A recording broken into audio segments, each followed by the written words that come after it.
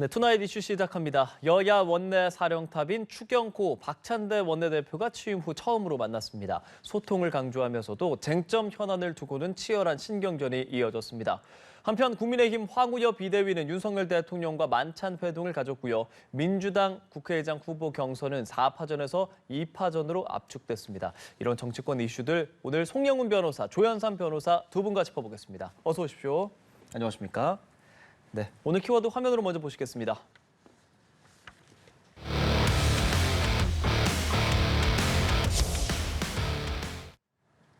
자, 대통령 비대위 만찬 오늘의 첫 번째 키워드입니다. 윤석열 대통령과 국민의힘의 황우여 비대위원장 및 지도부가 만찬을 진행했고요. 그러고 나서 어떤 이야기 나왔는지까지도 어느 정도는 지금 전해지고 있습니다. 윤석열 대통령은 총선 민심을 잘 새겨서 국정 운영에 반영하겠다는 뜻을 표했다라고 전해지는데요. 만남에 대해서 좀 어떤 평하시겠습니까? 예, 오늘 윤석열 대통령과 이제 황우여 비대위 멤버들이 2시간 정도 지금 대통령실에서 만찬을 가졌다고 하죠. 그렇죠. 2시간이라고 하는 시간이 이제 참석자가 많은 것을 고려하면은 아주 내밀한 이야기를 하기는 쉽지 않은 시간입니다. 그래서 그 대통령께서는 이제 총선 민심을 적극 반영해서 국정을 운영하겠다는 그런 뜻을 밝혔다고 하고, 그다음에 어떤 전당대회 시점이라든가 뭐 경선 룰이라든가 이런 민감한 논의는 없었다는 것이 지금 참석자들의 설명인 것 같아요. 그래서 일단은 임시 지도부라고는 하지만은 어쨌든 여당의 지금 비대위가 정식으로 출범을 했기 때문에 그러면은 상견례를 겸해서 식사는 해야 될 것이고, 그다음에 여러 민생 현안들이 산적해 있지 않습니까? 또 야당에서는 뭐 민생 지원금을 25만 원씩 나눠주는 것을 22대 국회에 가면 입법으로 하겠다고도 그렇게 주장을 하고 있고, 그렇기 때문에 여러 가지 앞으로 22대 국회 초반에 원내 전략 이런 것까지 생각해서 좀 큰 틀에서 당정 협력을 강화해야 되는 그런 시점이죠. 그래서 그런 것들을 종합적으로 고려한 상견례 성격 플러스 어떤 개괄적인 그 대화의 자리가 아니었을까, 저는 그렇게 추론해 봅니다. 예, 저희한테 들어온 화면도 저희가 보여드렸는데 전반적인 뭐 분위기나 참석자들의 표정은 상당히 좀 밝아 보입니다. 어떻게 보셨습니까? 윤석열 대통령께서 비대위를 통해서 민심을 청취하고 총선의 그런 결과를 반영한다는 그런 의중은 참 좋은 모습이긴 하지만, 과연 지금 황우여 비대위가 그러한 역할을 수행을 할 수 있을지가 굉장히 좀 의문이라고 할 수 있죠. 황우여 비대위가 7명이 계시죠. 7분 중에 비윤으로 굳이 분류되는 분은 한 분밖에 없습니다. 김용태 당선인밖에 없고요. 나머지 6명은 친윤으로 분류되는 분이죠. 총선을 참패한 지 33일 만에 만들어진 비대위입니다. 그런데 친윤으로만 꾸려지는 비대위 체제가 과연 윤석열 대통령과의 그런 당정 관계를 어떻게 구성할 것인지, 사실상 수직적 당정 관계를 비판 많이 받지 않았겠습니까? 이번 총선에도 그 영향이 분명히 있었다고 할 수 있죠. 그것을 타파할 수 있는 분들이 모였어야 될 것 같은데, 그러한 분들이 아닌 상황에서 이렇게 당정이 협력을 하는 모습 자체가 과연 국민들이 어떻게 봐야 될지 참 의문이라고 할 수 있겠습니다. 예, 그런 역할을 잘 수행할 수 있는가라는 물음을 주셨으니까요. 그 이야기를 좀 본격적으로 해보겠습니다. 일단 오늘 공식적으로 황우여 비대위가 출범을 하게 된 거고요. 입장 낸 것들 보면 환골탈태와 쇄신을 국민들이 기대하고 있다라면서 닻을 올렸어요. 그래서 지금 관건은 이제 전당대회 언제 할 것인가, 그리고 전당대회 룰 뭐 바꿀 것인가, 아니면 지금 그대로 갈 것인가, 이 부분이거든요. 당내 분위기 지금 어떻다고 보십니까? 일단은 지금 시점은 7월 전당대회 개최 얘기가 계속 나오고 있죠. 그러면 이제 6말 7초 얘기했던 것보다는 약간 뒤로 갔고, 초반에 이제 8월 얘기하던 것보다는 약간 앞으로 왔는데, 저는 이것은 어쨌든 전당대회 룰 개정에 있어서 최소한의 당내 여론을 수렴할 수 있는 그런 절차와 과정을 거치기 위한 시간적인 여유는 확보가 되는 것이 중요하다고 봅니다. 그러면은 이제 7월도 7월 언제냐가 문제인데, 어쨌든 뭐 6말 7초 이렇게 딱 못 박아서 조기에 공고를 하고 바로 전당대회로 들어가고, 이건 아닌 것 같고, 적어도 어느 정도 여론 수렴 절차는 거칠 것 같아요. 오늘 이제 첫 비대위에서도 친윤으로 분류되는 전주의 비대위원이 가장 먼저 전당대회 룰을 개정해야 된다는 얘기를 하지 않았습니까? 좀 전에 우리 조 변호사님께서 이제 김용태 비대위원 1명 빼고는 다 친윤 일색이다 이렇게 말씀하셨는데, 오히려 지금 친윤 내부에서도 이 전당대회 룰은 민의를 반영하는 것으로 가야 된다라는 요구가 나오고 있어요. 그렇기 때문에 시점은 제가 봤을 때는 어느 정도 그 개정에 관한 당내 여론을 예. 수렴하고 절차를 거칠 수 있는 그런 시간으로 가게 될 것 같고 그다음에 저는 룰 개정도 될 가능성이 높다고 봅니다. 저는 이거 이유가 한 7가지 정도 된다고 보거든요. 룰 개정이 가능할 것으로 보는 이유가 7가지가 예. 있어서 먼저 한번 말씀을 듣고 그다음에 제 차례가 되면은 조금 자세히 말씀드리겠습니다. 알겠습니다. 룰이 뭐 변경될 가능성이 상당히 높다라는 말씀을 해주셨는데요. 어떻게 보십니까, 국민의힘 상황? 저는 우선 룰 개정 가능성이 굉장히 높다라는 말씀에 대해서 굉장히 그 이유가 궁금한데요. 예. 어떻게 7가지나 이유가 될까라는 생각이 우선 들고 지금 만약에 룰을 개정해서 그 당심 100%가 아니라 민심을 함께 고려하는 전대룰을 개정한다고 한다면 그것은 사실상 한동훈 전 비대위원장이 굉장히 유리한 룰 개정이라고 할 수 있습니다. 최근에 황우여 위원장이 그 전대 시기와 관련해서 물리적으로 촉박하다라고 말을 했을 때 친윤계에서 굉장히 많은 공격이 들어오지 않았겠습니까? 그때만 해도 7월 말 8월 초쯤에 전대가 열리지 않겠냐라는 말들이 많았었는데 지금 또 분위기는 좀 7월 초까지 좀 당겨진 분위기가 아닌가 싶고요. 그렇다고 한다면 지금까지 황우여 비대위원장의 말조차도 그렇게 강력하게 반대했던 친윤 세력들이 한동훈 전 비대위원장의 유리한 전대룰을 과연 개정할 것인가? 에 대해서 굉장히 의문이라고 할 수가 있겠고요. 그리고 전주의 의원이 뭐 전대룰 개정에 관해서 적극적인 의견을 표명했다고 하지만 그분 자체가 지난번 정진석 비대위에서 100% 당심으로 하는 전대룰을 개정할 때 비대위원이었던 분입니다. 그 역할을 했던 분이기 때문에 과연 그 말의 진정성도 좀 의심스럽지 않나 싶습니다. 알겠습니다.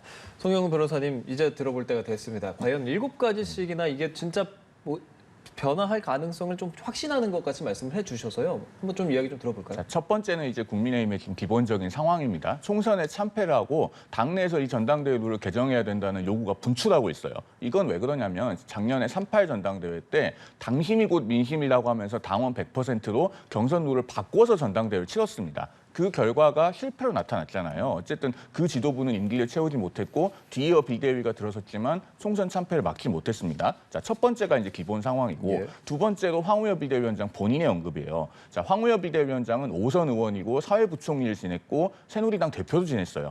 굉장히 경륜이 있는 정치인이기 때문에 단어 하나하나를 허투루 쓸 뿐이 아닙니다. 오늘도 뭐라고 했냐면요. 당원과 국민의 기대에 부응하는 새 당대표를 선출해야 된다. 당원과 국민이라는 표현을 명시적으로 쓰고 있고 이걸 한 번만 쓴 게 아니고 5월 3일 취임 기자회견 때도 당원과 국민의 목소리만이 제가 이끄는 비대위의 나침반이 될 것이다. 이렇게 계속 당원과 국민을 함께 강조하고 있습니다. 그다음에 이 황우여 비대위원장 본인이 이게 세 번째입니다. 본인이 2012년에 당대표가 될 때도요. 여론조사 30%를 반영을 해서 당대표가 됐어요. 그런 본인의 경험이 있고 그다음에 네 번째로 전통적인 그런 계파의 문법이 작동하지 않고 있습니다. 아까 제가 전주의 비대위원 말씀드렸는데 예. 조금 전에 이제 전주의 비대위원이 과거에 당원 100% 룰을 개정할 때 비대위원으로 찬성했었다라는 말씀을 주셨는데 본인도 그렇게 해서 지금 서울 강동구에서 낙선을 했잖아요. 그러니까 그 전당대회 결과로 해보니까 결국에는 민의를 반영한 룰로 되돌아가야 된다는 고려가 있는 것으로 보여요. 그래서 친윤 비대위원이라고 불리는 분들도 이걸 찬성하고 있고 다섯 번째는 국민의힘의 전통입니다.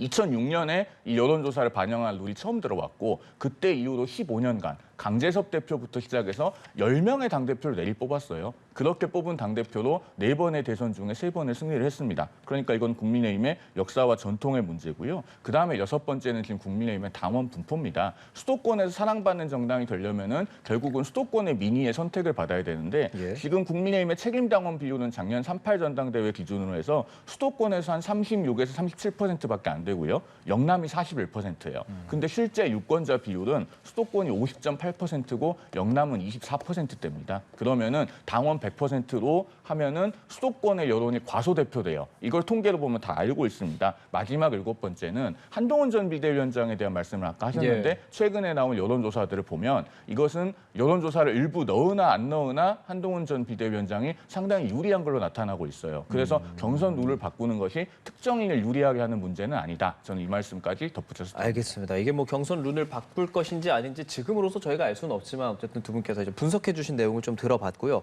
한동훈 전 비대위원장에 대해서 두 분 다 언급을 해 주셨어요. 한동훈 전 비대위원장은 이 결과가 그러니까 이 룰이 어떻게 바뀌든 간에 유리하다라는 말씀을 좀 해주시는 건데 한동훈 전 비대위원장 요즘에 뭐 도서관에서도 목격이 되고요. 원희룡 전 장관 만났다라는 것도 보도가 되는데 나오는 것으로 생각하고 계십니까, 변호사께서? 한동훈 비대위원장이 이번 전대에 출마하는 것은 사실상 기정사실화된 게 아닌가 싶습니다. 지난번 총선 참패에 대한 책임을 지고 비대위원장을 물러날 때만 해도 본인께서는 공부하고 성찰하겠다는 그런 말씀을 분명히 하셨음에도 불구하고 예. 최근의 모습을 보여주게 되면 굉장히 대외적으로 활발한 모습을 보여주시죠. 그리고 국민과의 만남에서도 굉장히 스스로 사진까지 촬영을 하신다고 하시니까요. 그런 모습을 보여줄 뿐만 아니라 최근에는 원희룡 전 장관과의 만남도 이루어지지 않았겠습니까? 그 두 분이 만나셔가지고 어떠한 대화를 구체적으로 나누는지는 알 수가 없겠지만 분명한 것은 전대 관련된 얘기는 분명히 나왔을 것이다. 원희룡 전 장관의 경우에도 이번에 전대에 대해서 기대를 하고 있는 분 아니겠습니까? 전대에 대해서 그 두 분이 어떤 얘기를 오갔는지, 그다음에 전대 룰에 대해서도 분명히 얘기가 나왔을 겁니다. 그렇다고 한다면 이러한 하나하나의 모습 자체는 한동훈 전 비대위원장이 이번 전대로 가는 과정을 스스로 밟고 있는 게 아닌가라는 생각이 듭니다. 예. 송 변호사 어떻게 생각하세요? 일단 한동훈 전 비대위원장의 등판은 점점 가능성이 높아지고 있죠. 저는 나오는 쪽으로 많이 기울어졌다고 봅니다. 왜냐하면은 지금 본인이 어디에서 목격이 되면은 사진이 찍혀서 올라오고 이런 것을 지금 본인도 모르지 않는 상황일 겁니다. 예. 그런데 접촉 면적을 잘 보면 조금씩 넓혀가고 있잖아요. 처음에는 뒷모습만 찍힌 사진이 본의 아니게 나왔겠지만 그 다음에는 지지자들과 사진을 찍어주기도 하고 토요일에는 또 도서관에서 목격이 돼서 그게 사진도 올라오고 영상도 올라오고 인증샷 사인 받았다는 그런 것도 올라오고 있잖아요. 그러면은 이것은 대중 정치인이 전면에 등판하기 이전에 복귀를 염두에 두고 점점 단계적으로 접촉면을 넓혀가는 그런 과정이 있다고 보여져요. 그리고 지금 여러 가지 여론조사 흐름이나 이런 걸 봤을 때 주변에서도 한동훈 전 비대위원장의 등판을 많이 요구하고 있을 것이다. 저는 그렇게 봅니다. 유승민 전 의원은 어떨 것 같으세요? 유승민 전 의원 등판하겠죠. 왜 그러냐면요. 유승민 전 의원이 이 국민의힘의 전신인 새누리당부터 해서 새누리당 안에서 무언가 선택을 받아본 것이 마지막으로 언제인지 생각해 보면 등판할 수밖에 없어요. 2015년에 새누리당 원내대표로 당선된 뒤로 새누리당, 미래통합당, 국민의힘에서 무언가 선택을 받아본 적이 없어요. 2016년에는 무소속으로 탈당해 출마했잖아요. 그리고 바른정당을 만들어서 나갔다가 돌아왔지만 2020년에 총선 불출마했죠. 21년에 대선 경선 패배했죠. 22년에 경기지사 경선 패배했죠. 23년에 당대표 경선 불출마했죠. 금년에 총선 불출마했잖아요. 그러면 9년 동안 새누리당 국민의힘에서 뭔가 당원의 선택을 받아본 적이 없는 거예요. 그러면 이번에도 등판을 하지 않으면은 이제는 당대표 출마 여부에도 누구도 관심을 갖지 않는 잊혀진 정치인이 됩니다. 그런 조바심이 있기 때문에 저는 여론조사 룰에 관계없이 아마 유승민 전 의원은 출마를 할 거다 그렇게 예상합니다. 지금 말씀하신 배경에서 또 이제 아무래도 지난 주말에 또 카페에서 아주 오랜만에 팬들과 만나는 자리도 있었기 때문에 지금 말씀하신 해석이 좀 더 부각이 되는 분위기입니다. 어떻게 생각하세요? 저는 유승민 전 의원께서 이번 전대에 과연 나올 수 있을까라는 생각이 드는데요. 일단 전제는 전대 룰이 변경이 돼야 되지 않을까 싶습니다. 지금처럼 당원 100%의 전대 룰을 가지고 과연 배신자 낙인이 찍혀있는 유승민 전 의원이 전대에서 과연 의미 있는 결과를 낼 수 있을까. 방금 최근에 당원으로부터 국민으로부터 선택을 받지 못했다고 말씀을 하셨는데 이번 전대에서 만약에 당원 100% 룰이 그대로 유지되고 있음에도 불구하고 전대에 출마했다가 처참한 성적을 거둔다면 글쎄요 유승민 전 의원이 과연 정치적으로 재기할 수 있을까 복귀할 수 있을까라는 생각이 들고요. 저는 전대룰 변경을 전제로 해서 유승민 전 의원이 전대에 참여할 가능성이 높고 만약에 전대룰이 변경되지 않는다면 차라리 조금 더 야인 생활을 하시다가 다음 지선에 도전하지 않을까라는 생각도 있습니다. 알겠습니다. 오늘 대통령 비대위 만찬이라는 키워드로 여당 상황 짚어봤습니다. 다음 키워드 함께 보시죠.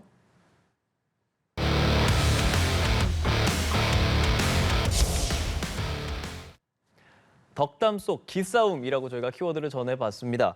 추경호 박찬대 원내대표가 이렇게 악수하고 밝게 웃는 모습이 보여드렸는데 다만 마냥 또 밝기만은 했었던 건 또 아닌 것 같은 것이 두 분이 이렇게 얘기하다가 현안에 대한 얘기가 나오니까 좀 진지해지는 그런 모습이 있었고 기싸움을 좀 시작을 했다라고 볼 수 있을 것 같습니다. 오늘 첫 만남 어떻게 보셨습니까? 저도 영상으로 봤는데 그 민주당 박찬대 원내대표가 좀 훅 들어온다라는 느낌이 있었어요. 그러니까 보통 우리가 원내대표나 당대표가 선출이 돼서 상대 당의 예방을 갔을 때 보통은 지금 화면에 나오는 것처럼 이제 악수하고 사진 찍고 덕담하고 물론 덕담 중에서도 좀 뼈 있는 말들을 주고받기는 하죠. 정치적 함의가 있는 그런 것들을 주고받기는 하는데 뭔가 대표가 그래도 정말 전면으로 꺼내서 현안을 언급하는 것은 그렇게 자주 있는 일은 아닌데 오늘 박찬대 원내대표가 좀 그런 언급이 있었어요. 그러니까 추경호 원내대표도 조금은 당혹스러웠을 것 같고 더더군다나 이건 처음에 상견례 성격으로 예방하는 건데 현안에 대해서 아주 뭐 엄숙하고 진지하게 입장을 밝히기도 좀 곤란하지 않았겠습니까? 그래서 이제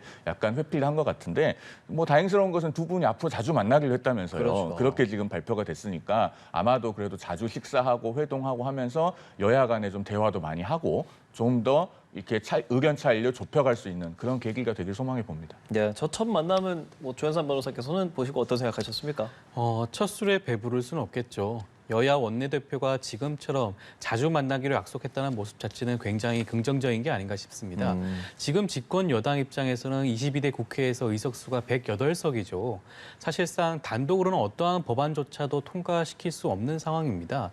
여야가 협치하지 않으면 어떻게 보면 윤석열 대통령의 그런 정부 정책을 실현할 수가 없게 될 수도 있겠죠. 그리고 야당도 마찬가지입니다. 범야권을 모든 수를 합쳐봤자 192석이죠. 예. 어떻게 보면 윤석열 대통령이 거부권을 행사한다고 한다면 어떠한 법안도 똑같이 통과되지 못할 가능성이 있습니다. 국민의 결정은 8석의 그런 차이가 있었죠. 저는 이 8석의 의미를 여야 원내대표가 분명히 잘 알고 있을 것이라 여겨지고요. 앞으로 소통하고 협치하는 모습을 보여주지 않을까 기대합니다. 예, 두 분 다 말씀해 주셨지만 이제 일주일에 한 차례 이상 만나서 식사도 하고 현안에 대해서 논의한다고 했습니다. 다만 지금 놓여진 이 현안들이 과연 그렇게 만나면서 이야기하면서 좀 풀어갈 수 있을까? 굉장히 첨예하게 갈등을 빚고 있기 때문에 뭐 원구성 협상도 마찬가지일 거고요. 앞으로 어떤 태도로 임해야 한다고 보십니까?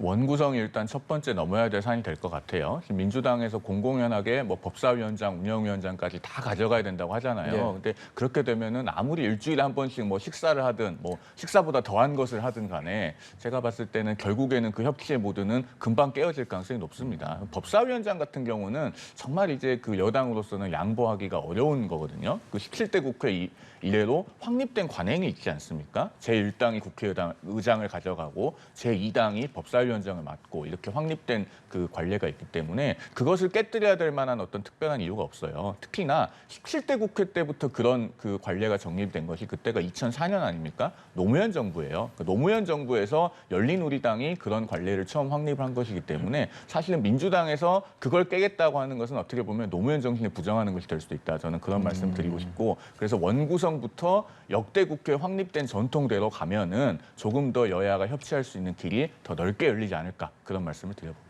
조현산 변호사 어떤 말씀하시겠어요?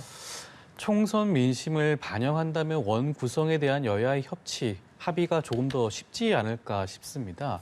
이번 총선에서 드러난 민심 자체는 범야권에게 힘을 몰아준 거였죠. 지난번 21대 국회에서 180석이 넘는 의석을 가졌지만 민주당이 그동안 개혁 입법을 하지 못했다는 비난이 굉장히 많지 않았겠습니까? 거기에 대해서 다시 한번 기회를 줬다고 할 수가 있는데 지난번에 그 180석을 가지고도 개혁 입법을 추진하지 못했던 이유 중에 하나가 법사위 위원장을 가지지 못했기 때문입니다. 법사위는 지금 현실적으로 우리 국회에서 상원과 같은 역할을 하고 있죠. 법사위에서 제동을 걸게 되면 각종 입법에 제한을 가할 수밖에 없습니다. 국회의장을 민주당이 가져간다고 하더라도 법사위원장이라든가 국회 운영과 관련된 운영위원장 결탄코 양보할 수가 없는 사안이기도 하죠. 그렇지만 모든 것은 여야 협의로 해결될 수 있는 부분도 분명히 있지 않을까 싶습니다. 각종 상임위가 많기 때문에 원구성과 관련해서 계속해서 지속해서 얘기를 나누다 보면 합의점이 도출될 수 있지 않을까 싶습니다. 짧게만. 네, 말씀하시겠어요? 네, 짧게만 제가 말씀드리면 지난번에도 제가 이 자리에서 말씀을 드렸는데 2021년에 국회법 개정이 있잖아요. 그때 개정하면서 원래 법사위에서 120일 이상 체계자구 심사가 완료되지 않으면 5분의 3 이상 찬성으로 직회부를 할 수 있게 돼 있었는데 그거를 60일로 고쳤어요. 60일로 고치면서 2020년에 민주당이 18개 상임위 독식했던 것을 후반기에는 다시 역대 국회의 전통대로 법사위원장을 미래통합당에 주기로 한 겁니다. 그때 그렇게 했었기 때문에 지금 법사위원장의 권한은 과거의 절반 혹은 그 이하도 안 돼요. 그런 걸 고려한다면은 최소한의 국회 내에서의 그 견제와 균형을 위해서 법사위원장을 2당이 가져가는 게 맞죠. 그럼 제가 이렇게 여쭤볼게요. 사실 이 지금 나와 계신 두 분께서도 의견이 있으시고 근거가 있으시고 이 사안에 대해서 하나로 이제 의견을 모으기 사실 쉽지 않은 사안이잖아요. 그렇다면 일주일에 한 번씩 만나서 어떤 이야기를 했을 때 계속 부딪히면 오히려 감정이 상할 수 있는데 어떤 태도로 임해야 정말 국민들이 원하는 그 협치의 모습에 조금 더 가까워질 수 있을까? 그 부분에 대해서 저희 한번 생각을 해볼까요? 원론적인 말씀을 드릴 수밖에 없을 것 같긴 한데요.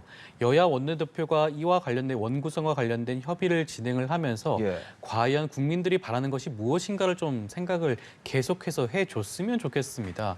지금 야당에서 요구하는 것은 법사위와 운영위라고 할 수 있죠. 그 두 개의 위원회를 야당이 맡는 것에 대해서 과연 집권 여당 입장에서 과연 도저히 양보할 수 없는 사안인지 그 부분을 조금 더 깊게 생각해 보셔야 되는 게 아닌가 싶고 지금 사실상 뭐 법사위가 과거와 같은 그 정도 영향력은 없다고 하지만 그럼에도 불구하고 특검법과 관련된 것도 법사위 소관입니다. 각종 특검법과 개혁입법 법안들이 지금 상존해 있는 상태에서 예. 법사위를 쉽게 양보할 수가 없겠죠. 만약에 이번에 법사위를 양보하게 된다면 22대 국회 시작하자마자 야당 입장에서는 국민들로부터 굉장히 심한 비판과 지탄을 받을 수밖에 없지 않을까 싶고 오히려 그렇게 되면 입법권을 민주당에 부여한 국민의 그런 기대와 그런 여론을 오히려 거부하는 차원이 될 수도 있기 때문에 그 부분 여야 원내대표가 좀 심도 깊게 보셔야 되지 않을까 싶습니다. 알겠습니다. 현안에 대해서 좀 얘기해 볼게요.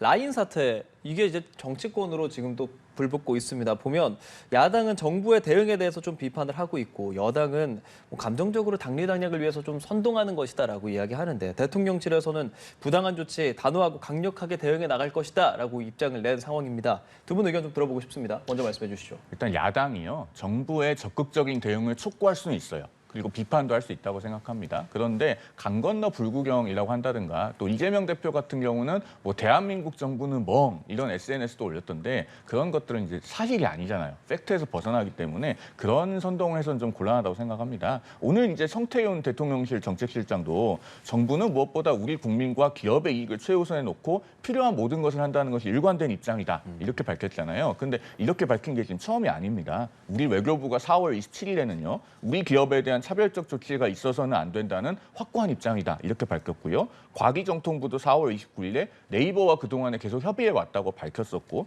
대통령실이 5월 6일에도요. 한일 관계를 고려해서 소극적으로 하진 않을 것이다. 네이버가 원하는 방향대로 돕는다는 것이 공식 입장이고 지분 매각이 네이버의 의사가 아닌 일본 정부의 압박에 의해서 하는 게 된다면은 정부가 외교 라인을 통해서 적극 나서게 될 것이다. 이런 얘기들을 했습니다. 또 지난주 금요일 5월 10일이죠. 그 과기부 강도현 과기정통부 강도현 제2차관이 그 3월 달에 일본 정부의 1차 행정지도 4월 달에 2차 행정지도가 있었는데 그런 행정지도가 있을 때 네이버와 접촉해서 네이버의 입장을 들어왔다고 얘기를 했어요. 그래서 강 건너 불구경이라든가 우리 정부가 아무것도 하지 않고 있다는 식의 선동은 좀 자제해 줬으면 하는 바람이 있습니다. 대통령실에서는 반일을 조장하는 정치 프레임은 국익을 훼손한다라는 입장을 냈는데 말이죠. 야당에서 좀 어떤 생각하고 계십니까?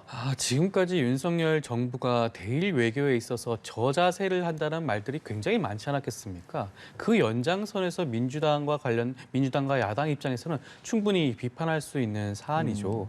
지금 일본 정부에서 라인 야후에 대해서 자본관계를 재정립하라는 행정지도를 했다고 하지 않겠습니까? 자본관계 재정립은 사실상 지분율 변동 말고는 할 수 있는 게 없습니다. 사실상 라인 야후에 대해서 네이버 보고 지분을 내어놓고 떠나라는 거죠. 라인이 무엇입니까? 네이버가 실질적으로 다 설계하고 만든 사실상 그런 국민 그 메신저라고 할 수 있죠. 일본 입장에서는 예. 그것들을 이제 네이버한테 토해내고 가라고 하는 주장인데 그럼에도 불구하고 지금 정부의 입장 중에 하나가 네이버가 분명한 입장을 밝혔으면 좋겠다. 그 입장에 따라서 대응을 하겠다라는 말이 있는데 사실 네이버 입장에서는 일본 정부를 상대할 수가 없습니다. 일본 정부의 행정 지도 입장에 대해서 정부 차원에서 적극적으로 나서야겠죠. 이것 자체에 대해서 소극적으로 대응하는 것에 대해서 민주당을 비롯한 야당이 지적을 하는 것이라고 할 수 있습니다. 네, 짧게 반론 좀 들어보겠습니다. 일단은요, 이 라인야후 사태는 조금 길게 갈 가능성이 있다고 봅니다. 왜냐하면 일본 정부가 행정지도를 했지만 네이버가 지분을 팔지 않으면 강제하기는 어려워요. 그러면은 지금 5월인데 사실은 조금 더 길게 갈 가능성이 있거든요. 이럴 때 조심해야 되는 게 국회가 정기국회 때 이제 그 국감하면서 상임위의 기업인들 증인으로 부르는 경우가 있습니다. 이럴 때 정치 쟁점화를 위해서 뭐 네이버 대표를 부르거나 이러면은 네이버도 나름대로 협상 전략이 있을 텐데 그런 것도 국회에 와서 다 공개를 해야 되거든요. 우리 기업의 이익에 반합니다. 그래서 이 문제는 적극적인 대응을 촉구하는 것은 좋은데 굉장히 냉철한 이성으로 접근해야 된다. 그리고 이것을 정치적으로 어떤 이득을 보는 방향으로 악용하려고 해서는 안 된다는 말씀을 함께 덧붙여서 드립니다. 알겠습니다. 여당과 야당 또 대치하는 국면도 있다는 점 짚어봤습니다. 다음 키워드로 넘어가 보도록 하죠.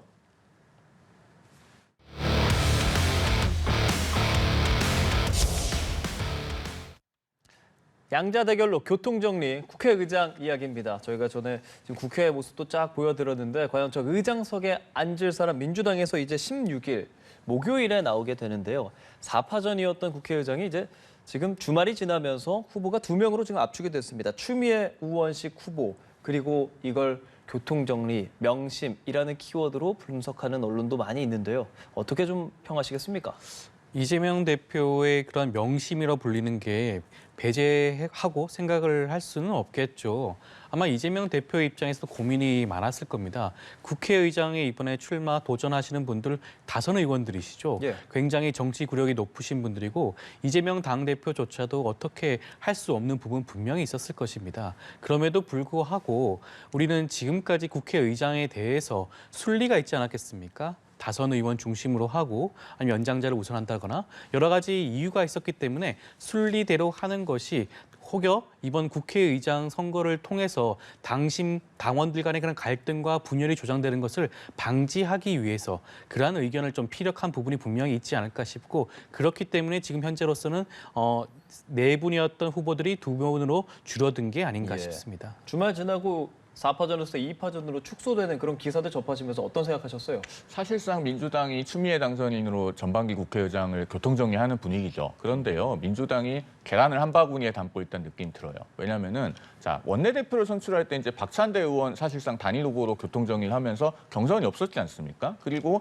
지금 국회의장도 그 정성호 의원이 사퇴를 하고 또 조정식 후보가 단일화를 하고 이게 같은 날 이루어지면서 추미애 당선인으로 정리되는 게 급물살을 타고 있어요. 우원식 의원이 남아있지만 지금 우원식 의원이 6선이 아니고 5선이기 때문에 그렇죠. 명분이 더 약합니다. 그다음에 당대표는 지금 이재명 대표 연임론이 나오고 있어요. 그러면은 이게 이재명 대표 중심의 어떤 친명 일극 체제로 굉장히 획일화되는 느낌이 있거든요. 그러면은 지금 계란을 한 바구니에 담아놨는데 만약에 이재명 대표 체제에서 나중에 어떤 사법 리스크나 또 정치적인 리스크가 가시화됐을 때 그랬을 때 민주당의 질서에 큰 진공 상태가 생길 가능성이 있습니다. 그러니까 정당이라고 하는 것은 어느 정도 주류와 비주류가 공존하면서 내부에서 토론도 있고 이견도 있고 개파 안배도 있고 이렇게 됐을 때가 건강한 정당이거든요. 그런데 당내 경쟁이 실종되고 자꾸 인위적으로 교통정리를 하게 되면요. 그게 정당의 미래는 좋지 않습니다. 앞으로 민주당이 과거에 그 2000년부터 2002년까지 사이에 이회창 총재 체제 한나라당 그때 어떤 일이 있었는지 한번 잘 살펴보고 반면교사로 삼았으면 좋겠다 저는 그런 말씀 드립니다. 당내 부정적 의견은 없습니까? 전해지는 거 들으신 거?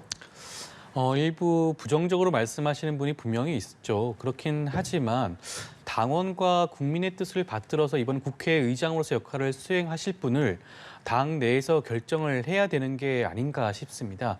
아마 많은 여론조사를 통해서 그러한 부분들이 분명히 드러난 부분도 있죠. 그리고 많은 의원들이 공개적으로 지지도 밝히지 않겠습니까? 그런 부분들을 충분히 반영을 해서 이번 당선인들이 국회의장 후보들 중에 선택을 해야 되는 게 아닐까 싶습니다. 김민수 국민의힘 대변인은 이런 기조에 대해서 국회 운영 폭주를 예고하는 것이다라고 논평했는데요.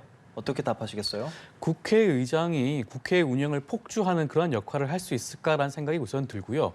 물론 기계적 중립을 하지 않겠다는 추미애 후보의 말씀이 있긴 했지만 그렇다고 하더라도 국회의장으로서의 그 본분을 분명히 할 겁니다. 국회의장 되신다고 해서 민주당 편만 들지는 않을 거예요. 여러 가지 국회 개혁 입법에 대해서 만약에 집권 여당이 반대를 하고 만약에 계속해서 바짓가랑이를 붙잡는다면 거기에 대해서 분명히 말씀을 하시겠죠. 그리고 윤석열 대통령이 각종 입법에 대해서 거부권을 행사한다면 분명히 말씀을 하실 겁니다. 그러한 부분에 대해서 많은 분들이 기대를 하는 것이지 민주당 출신이라고 해서 추미애 후보가 국회의장이 되고 난 다음에 민주당 편을 든다. 그런 일은 발생하지 않을 것이라는 생각이 듭니다. 민주당 편만 들지는 않을 것이다라고 하셨습니다. 그런 일이 발생하지 않아야 되겠죠. 사실 이제 추미애 당선인의 최근의 여러 워딩들이 국회의장이 가져야 되는 그 중립 의무 를 상당히 벗어나는 말씀들을 많이 하셔서 조금 염려가 되긴 해요. 어제만 해도 무슨 얘기를 했냐면은 다음 정권을 되찾을 수 있는 유능함을 보이는 것이 이제 국회의장의 덕목이다. 이런 말씀을 하셨는데 국회의장이 되는 순간 당적을 이탈하게 됐어요. 정권 재창출이 책무가 아니고 국회를 공정하고 중립적으로 입법부의 수장답게 이끄는 것이 국회의장의 책무입니다. 참고로 이 국회의장이 당적을 이탈하게 국회법이 바뀐 게 2002년이고 그때 처음으로 당적을 이탈한 것이 새천년 민주당 출신의 이만섭 국회의장이에요. 이분이 국회의장 취임사에서 뭐라고 얘기를 했었냐면요. 나는 한 번은 여당을, 한 번은 야당을, 그리고 마지막 한 번은 국민을 보면서 양심의 의사봉을 킨다. 이런 유명한 말을 남겼어요. 그때 추미애 당선인이 재선 의원으로 저 국회 본회의장에서 이만섭 국회의장의 취임사를 들었을 겁니다. 그 말씀을 한번 새기면서 국회의장이 되신다면은 중립 의무를 잘 지켜가면서 국회 운영을 하셨으면 좋겠다라는 말씀드립니다. 경선 16일입니다. 지금 뭐 아직 추미애 후보로 뭐 결정된 것은 아니니까요. 좀 지켜보고 또 그 다음 이야기를 또 해보면 좋을 것 같고요. 지금 이재명 대표 이제 아무래도 민주당 대표 전당대회도 한 석 달 있으면 진행이 되니까 지금 연임으로 이야기가 많이 되고 있는 겁니까? 이재명 당대표 입장에서는 예. 아마 고민이 많으신 것 같아요. 그렇지만 당 내에서는 많은 분들이 연임에 대해서 강력한 지지를 하고 있는 게 아닌가 싶습니다. 많은 당원들도 그 부분을 바라고 있죠. 이재명 대표 체제로 치러진 이번 총선에서 민주당은 역대급 압승을 거두지 않았겠습니까? 헌정사상 처음으로 야당으로서 과반 일당을 차지하게 되었습니다. 그 어떤 정치인도 이루지 못한 성과를 이뤄냈죠. 그렇다고 한다면 이재명 대표를 중심으로 해서 그러한 리더십을 통하여서 이번 국민의힘을 상대로 하는 민주당의 모습을 보여주는 것이 어떻게 보면 당원들이 기대하는 모습이 아닌가 싶고 그렇기 때문에 이재명 대표의 고민이 깊어지고 있는 게 아닌가 싶습니다. 조현선 변호사께서 보시기에 당내에서 이재명 대표의 연임에 대해서 반대와 찬성과 반대 비중이 어느 정도로 지금 보고 계십니까?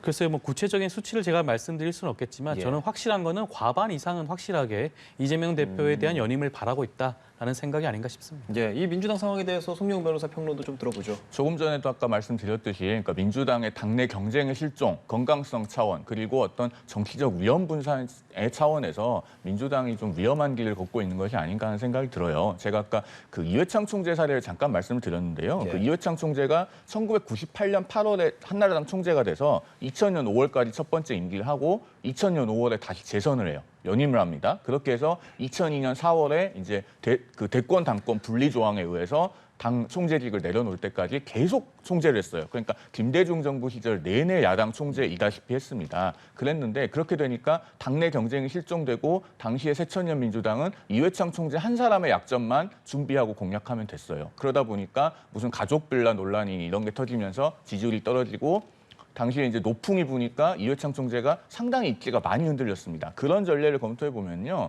그 이재명 대표 입장에서도 연임을 하는 것이 결코 바람직하다고 보기 어려워요. 그걸 본인도 모르지 않을 거고 민주당에서도 모르지 않을 텐데 그럼에도 불구하고 연임론이 나오는 것은 이재명 대표 본인의 사법 리스크 때문이 아닌가 저는 그런 의구심을 상당히 가지고 있습니다. 지난번에 그 영장 기각 사유에서도 정당의 현직 대표로서 공적 감시와 비판의 대상인 점라는 부분이 있었지 않습니까? 그게 이재명 대표에게 많이 각인이 되었지 않나 싶고 그럼에도 불구하고 민주당에 좀 뜻있는 분들이 있다면 이런 부분은 재고가 필요하지 않나 싶습니다. 당내에서 뭐 정청래, 장경태 의원뿐 아니라 박지원 이번 당선인은 지금은 이재명의 시간이다라는 이야기도 하고 있잖아요. 당내에서 이재명 대표의 어떤 그립감이라든지 그런 평이 조금 더 긍정적인 쪽으로 가고 있다라고 보십니까? 라기보다는 일극 체제가 확립이 돼서 대항마가 없는 것처럼 보이죠. 그런데 그럼에도 불구하고 민주당에 뜻있는 차세대 정치인들이 있다면은 이럴 때 이재명 대표의 일극 체제에 도전을 하고 균열을 내야 다음에 기회가 있습니다. 우리가 그 태어나려는 자는 한 세계를 파괴해야 된다라고 하는 그 명언이 있지 않습니까? 아마 그런 말들을 새겨보면은 어떻게 해야 될지 그 방향이 나올 거라고 생각합니다. 딱 한 30초 정도 시간을 드릴 수 있을 것 같은데요. 계속해서 지금 일극 체제라는 말씀을 하시는데요. 사실상 지금 집권 여당 입장에서는 친윤색으로 도배가 된 비대위 출범에 대해서 제가 비판적으로 말씀을 드렸지만 그 이유는 총선에서 참패했기 때문입니다. 하지만 민주당은 전혀 그렇지 않죠. 이번 총선에서 압승을 거둔 정당입니다. 그 총선을 이끌었던 이재명 대표를 중심으로 하는 체제 자체가 어떻게 일극 체제라고 비판을 받을 수 있는지 저는 좀 그 부분이 의문이라 갈 수 있고요. 예. 당원과 국민이 바라는 선택을 하시길 바랍니다. 알겠습니다. 지금까지 송영훈, 조현삼 두 분의 변호사와 이야기 나눠봤습니다. 오늘 말씀 잘 들었습니다. 고맙습니다.